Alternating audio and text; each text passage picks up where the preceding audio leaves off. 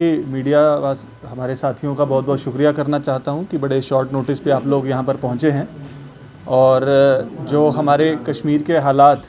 पिछले कुछ दिनों में रहे हैं उसके लिए भी मैं सारी आवाम को भी मुबारकबाद देना चाहता हूं। जिस तरीके से उन्होंने इस सिचुएशन को हैंडल किया, भले ही हालात थोड़े टफ़ थे, कुछ परेशानियां हमें देखने को मिली,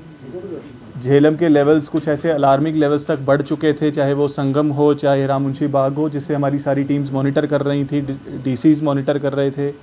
इरिगेशन एंड फ्लड कंट्रोल की पूरी टीम उसको देख रही थी और मेट्रोलॉजिकल डिपार्टमेंट से भी हमें लगातार फोरकास्ट आ रहे थे। लेकिन जो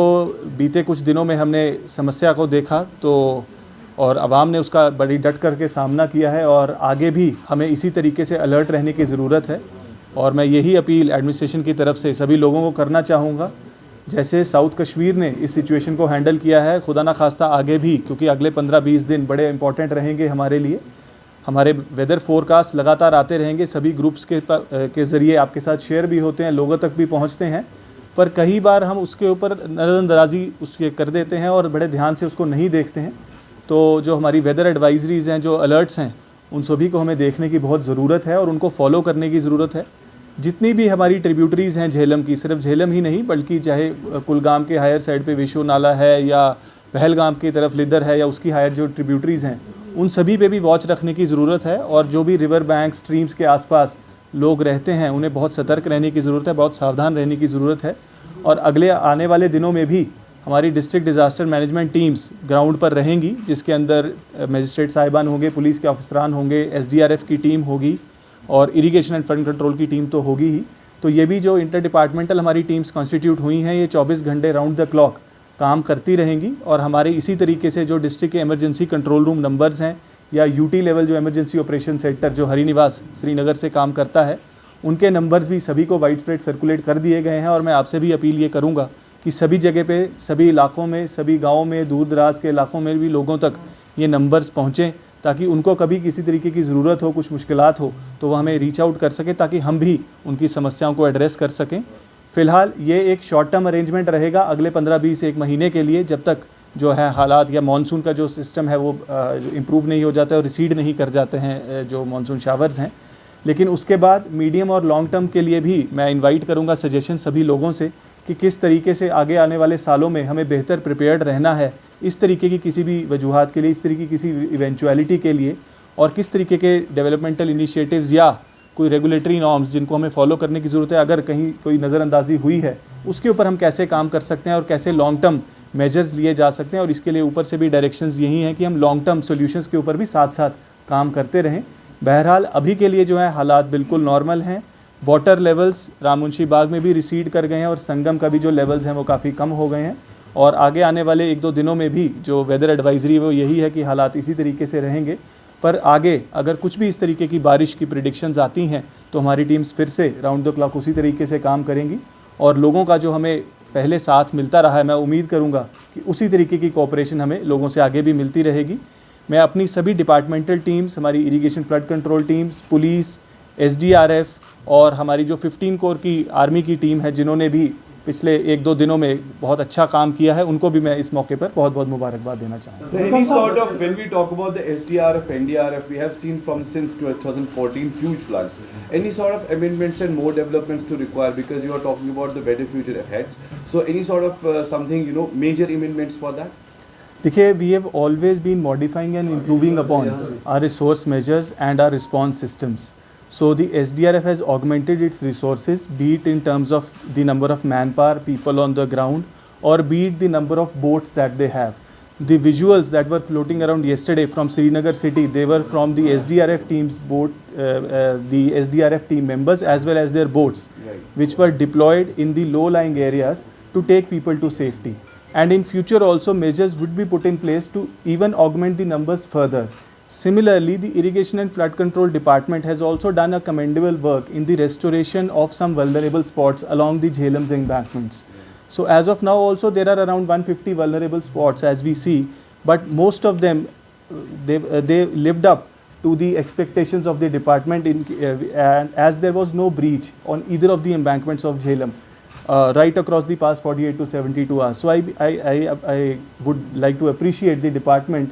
as well as the police and the SDRF teams, that they have been able to learn from the challenges that we have faced over the past decade and will continue to do so in future. एक चीज जो note किया गया वो river embankment की आपने बात की तो काफी उनको नुकसान पहुंचा है इलीगल सैंड या सॉइल एक्सट्रैक्शन की वजह से, खासतौर पर औंधीपुरा एरिया में और जो लिदर एरिया है, तो जिसकी वजह से अगर बारिश मजीद हो जाती तो वो रिवर कोर्स अपना चेंज कर सकता था। तो इसके लिए क्या इकदाम उठाएंगे, क्योंकि अनकंट्रोल्ड जो एक्सकेवेशन है, इलीगल सैंड एक्सट्रैक्शन है उसको। देखिए, आपने बड़ा सही मुद्दा उठाया, क्योंकि एम्बैंकमेंट्स को प्रोटेक्शन ही हमारा सबसे बड़ी सेफ्टी है इसकी तरीके की किसी भी अगर इवेंचुअलिटी आगे आती है। और जैसा मैंने पहले कहा कि एम्बैंकमेंट्स की स्ट्रेंथनिंग पर काफ़ी काम हुआ है और उसी वजह से किसी प्रकार का हमें इरोजन या स्पिल ओवर पिछले दिनों में नहीं मिला है। जबकि हमें ये जहन में रखने की ज़रूरत है कि संगम में भी और राम मुंशी बाग में भी जो हमारे डेंजर लेवल्स तक पानी पहुंचा है, जो कि तकरीबन 10 साल हाई जो लेवल्स हैं वो 10 ईयर हाई लेवल्स थे, लेकिन उसके बावजूद किसी प्रकार का कोई ऐसा नुकसान हमें देखने को नहीं मिला है। तो आई एम श्योर कि जो रेस्टोरेशन वर्क्स हैं वो अच्छे हुए हैं, पर जो कहीं कहीं चैलेंजेस जिस तरीके का आपने जिक्र किया अगर आए हैं, उसके ऊपर मैं समझता हूँ कि हमारी सभी जो डिस्ट्रिक्ट टीम्स हैं, हमारी इरिगेशन फ्लड कंट्रोल टीम्स हैं, उसका एक जायज़ा लिया जाएगा ताकि अगर कोई करेक्टिव मेजर्स की ज़रूरत है उसको तुरंत लिया जा सके। सर आपने यू आर सेइंग जो next 20 days are very crucial, in what sense it is crucial और इज इट इंपॉर्टेंट? आपने कहा इंपॉर्टेंट है। मैंने इसलिए कहा क्योंकि एक मानसून पैटर्न है जो अक्रॉस द कंट्री चलता है और 20 सितंबर तक हम मानते हैं जनरली कि मानसून शार्स कभी भी एक्सपेक्टेड रहते हैं और उसके बाद जनरल ही रेनफॉल के जो पैटर्न्स हैं वो डिक्रीज़ करते हैं। तो इसलिए जो मेट्रोलॉजिकल डिपार्टमेंट है उनकी तरफ से भी 5 सितंबर तक कोई भी ऐसा हैवी शावर पैटर्न नहीं कहा गया है, मेनली ड्राई वेदर उन्होंने कहा है। हाउएवर इन मीनवाइल बीच में भी कहीं रेनफॉल्स कभी किसी को भी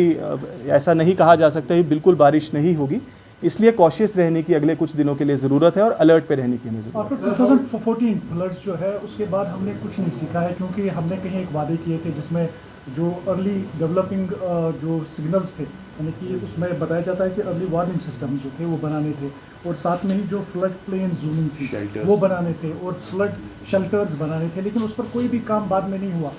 देखिए, फ्लड कंट्रोल डिपार्टमेंट की तरफ से जो अर्ली वार्निंग सिस्टम कह रहे हैं, integrated operational forecasting system IOFS live है, उसी IOFS के ज़रिए ही हमारी जो टीम्स हैं फ्लड कंट्रोल की हमें बता पा रही थी, प्रिडिक्ट कर पा रही थी और डाउन द लाइन भी वो इन्फॉर्मेशन कन्वे कर पा रही थी। उसी के साथ एक इंटीग्रेटेड डिसीजन सपोर्ट सिस्टम है DSS जिसको कहते हैं, जो आगे फर्दर डिस्ट्रिक्ट्स में जितनी भी मैन पावर है उसके ऊपर मैप्ड है और उनको SMS alerts time to time पहुंच रहे थे मेट्रोलॉजिकल डिपार्टमेंट के भी और IOFS सिस्टम के ज़रिए भी कि किस प्रकार के वेदर पैटर्न्स आगे रहेंगे, और उसी को देखते हुए ही जो हमारी सारी मॉनिटरिंग टीम्स है वो काम कर रही थी। हाउएवर हमेशा ही इम्प्रूवमेंट्स का स्कोप रहता है, भले हमने चीज़ें डेवलप की हैं बट और बेहतर इनको कैसे बनाया जा सके उसके ऊपर हम काम करें। सर, अनंतनाग में अभी सिचुएशन कैसी है और जो मोबाइल कनेक्टिविटी कब खुली रिस्टोर हो, क्योंकि अभी भी एयरटेल बैक है। देखिए, ऐसा है कि जहाँ तक मोबाइल कनेक्टिविटी का ताल्लुक है, हम सब देख रहे हैं कि जम्मू में काफ़ी एक्सटेंसिव डैमेज इस वेदर पैटर्न की वजह से हुआ है और हमारा जो लिंक है वो सारा जम्मू के ज़रिए रहता है, और चाहे वो BSNL हो चाहे वो एयरटेल हो, उनकी teams round the clock war footing पे कल से परसों से काम कर रही है मैं कहूँगा। और ऑनरेबल LG साहब ने भी, ऑनरेबल CM ने भी, दोनों ने रिव्यूज़ इस चीज़ का लिया है। और अभी भी जो अभी मेरी बात जो हुई है BSNL इंचार्ज से भी और एयरटेल की टीम से भी, अभी भी रेस्टोरेशन काम चल रहा है और हमें उम्मीद है कि अगले कुछ घंटों में जो है रेस्टोरेशन टेलीकॉम कनेक्टिविटी।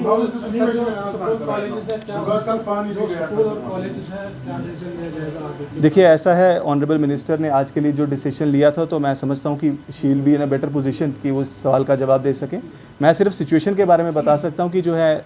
जो वाटर लेवल्स हैं वो रिसीड कर चुके हैं और इस समय पे किसी प्रकार की किसी पैनिक की कोई ज़रूरत नहीं। 2014 के बाद सरकार ने जो ड्रेजिंग का जो एक प्रोजेक्ट उठाया था फिर वो खत्म ही हो गया, लेकिन क्या कोई प्रपोजल है आगे जो ड्रेजिंग का प्लान है वो फिर से आप? देखिए, ऐसा है कि एक्सपर्ट्स मान रहे हैं कि वाटर बॉडी, देखिए ऐसी है, ये जो एक्सपर्ट बेस्ड चीज़ें हैं, जो एक्सपर्ट मिनिस्ट पे हमें वक्त लगेगा, तो अभी ऐसा कोई नी जर्क रिएक्शन हमारी तरफ से नहीं है। हाँ, ज़रूर लॉन्ग टर्म पे इसको ज़रूर रिव्यू किया जाएगा और हम ज़रूर आपके पास वापस आएंगे कि क्या आगे करने की ज़रूरत है। Thank you.